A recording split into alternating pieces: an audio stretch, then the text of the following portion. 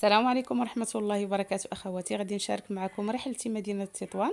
غادي نشارك معكم هذا الفيديو من باب الإفادة بالنسبة لي أنا كذكرى غادي يبقى في القناة ديالي. غادي نخليه في القناة لأنه ذكرى ليا أنا ووليداتي في هذه المدينة اللي قضينا فيها، وكذلك بالنسبة للأخوات اللي بغاو يسافروا وما عرفوش فين يمشيو، فأنا كنصحهم بمدينة تطوان أو شاطئ مرسيل. فصراحة مدينة رائعة وأكثر من رائعة. أنا أول مرة كنمشي ليها البنات، وبغيت نشارك معكم هذا الفيديو باش نشجع الأخوات اللي بغاو يمشيو لهذه المدينة. فكننصحهم أنهم يمشيو لها، لأن فعلا مدينة سياحية بمعنى الكلمة، فيها بزاف ديال الشروط اللي يطلبها اي واحد كيبغي يسافر. كي عنده شروط، كيبغي نظافه، كيبغي امن، شاطئ يعني ما تخافيش على وليداتك، فصراحه كتوفر فيه جميع الشروط. بالنسبه لمدينه تطوان فهي يعني بمعنى الكلمه نظيفه، وكذلك امنه. وبالنسبه للشاطئ ديالها، انا احسن شاطئ بالنسبه لي هو شاطئ مرتين، لان كيعوم وليداتك وانتي ما خايفاش عليهم، ما فيش امواج يعني وما فيش مخاطر.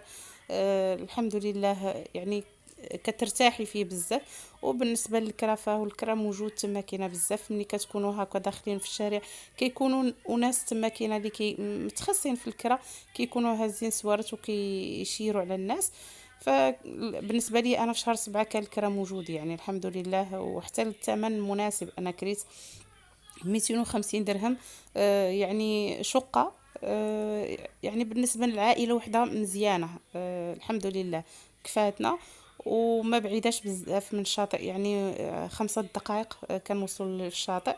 الحمد لله كانت يعني لحسن الحظ ما كانش ازدحام بزاف، وكان الثمن حتى هو مناسب مقارنه مع كما كيقولوا الشهر 8 كيكون غالي. انا بالنسبه لي مشيت في شهر 7 كان الثمن زوين. هذه هي الشقه. من بعد ما وصلنا خدينا هاد الساروت ودخلنا لهاد الشقه. يعني بالنسبه لي انا كانت عندي 10 ايام، فكان ضروري ناخذ شقه فيها بعض المستلزمات هكا، يعني مجهزه بالضروريات. يعني هاكا الا بغيتي تصاوبي الفطور او شي حاجه او الغداء ولا شي حاجه، لان صعيب ان الانسان ياكل كل نهار في الزنقه، صراحه كتطلع ميزانيه كبيره بزاف. فلهذا الانسان باش ينقص عليه كيعاون راسو في الدار. هذا الدوش، وكما شفتوا هذيك الكوزينه كما قلت لكم مجهزه مهم بالضروريات، البوطه وكذلك الثلاجه. هذا هو الصالون اللي كينبركوا فيه العائله بحال هكايا، يعني مشمس، مهويه الدار صراحه. آه، ما كبيره ما صغيره، يعني مزيانه بالنسبه كما قلت لكم العائله. كاين جوج غرف ديال النوم، غرف ديال شخصين، وكاين غرف للاطفال. وكذلك حتى واخا يكون معكم شي واحد زايد، كاين هذا الصالون يعني كيقدر يستغل الانسان انه حتى ينعس فيه. كما كتشوفوا هنا راه مشمسه مزيان، كاين كطلع على واحد الجرده اللي كتنشروا فيها الحوايج وداكشي. كانت هذا الثمن ديالها كما قلت لكم 250 درهم. دوش وجوج غرف نوم، وكما كتشوفوا صالون فيه تلفازه، صافي، وكوزينه مجهزه بالضروريات. هنا كتقدروا ديو معاكم نتوما المانط ديالكم بالنسبه لي زور داكشي. من الاحسن ديو الحاجه ديالكم، لان ماشي الحاجه اللي مولفين كتنعسوا فيها ماشي هي بحال الحاجه ديال الناس ما كتعرفوهاش. المهم انا بالنسبه ليا ديت الفراش ديالي، صافي. وهذا الفراش ديال هذا البيت ديال الوليدات كما كتشوفوا، ديال جوج وليدات. صافي كان هذا، مريم وهذه هي الشقه اللي شوفي هاك كلينا. الزريه وبطبيعه صافي الحال التلفازه راه ضروري. وبالنسبه للشاطئ غادي نخليكم تشوفوا الشاطئ بغيتو حتى الضوء هنايا. بعدا. شاطئ رائع بمعنى الكلمه، هادئ بزاف كما كتشوفوا. كان شويه البرد هذاك النهار، ولكن صراحه كان الجو مشمس ومبرد. كما كتشوفوا الشاطئ هادئ بمعنى الكلمه ونقي بزاف، زوين انا بالنسبه ليا. هنا دخلنا البحر، لوسط البحر. وكما كتشوفوا ما كاينش يعني خوف، لان ما كاينش امواج، ما كاينش شي حاجه.